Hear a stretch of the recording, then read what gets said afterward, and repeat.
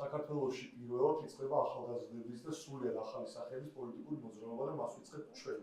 აქ გეუბნებით ყველას, გეუბნებით მანდ, ვინც ხვდება და ვინც იაზრებს, რომ საჭიროა ევროპული, მაგრამ რაც მთავარია ეროვნული ძალები, ვინც დაიღალა ძველი პოლიტიკური სიბინძურით, ვინც დაიღალა იმით, რომ პირად ინტერესებს შეეწირა აწმყო, ჩვენ მომავალი იწირება, ადამიანები გადიან ქვეყნიდან და ვინც დაიღალა იმით სიტუაციას დღეს არის და ვინც ფიქრობს, რომ მოქმედებაზე გადასვლა საჭირო და სადღეგრძელოების და საჭიროა საქმის კეთება და ამ საქმეზე გადასვლა.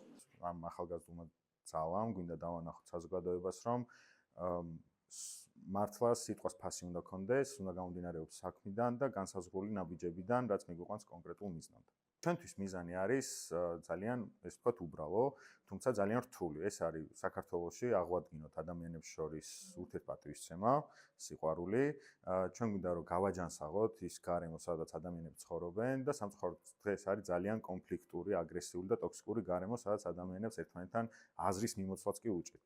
მე ვფიქრობ, რომ ქართული ოცნების ყველაზე ძლიერი იარაღი არის მათი პროპაგანდა, რაც ჯერჯერობით არის რაღაც გადაულახავი ბარიერი ყველა ოპოზიციური პარტიისთვის და ყველა ოპოზიციურად განწყობილი ადამიანისთვის.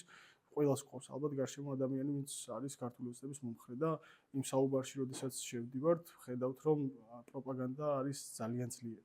ამიტომ ხო ჩვენ შევეცდებით, რომ ზუსტად იმ სისუფთავით, იმ გულწრფელობით ვანახოთ ამ ადამიანებს ობიექტური სიმართლე, რაც ჩვენ მიგვაჩნია სიმართლე და რაც გგონია, რომ ინფორმაცია რაც გონია რომ მათთვის არის მნიშვნელოვანი და რის მიღებაშიც ხელს უშლის მათ ქართული ოცნება.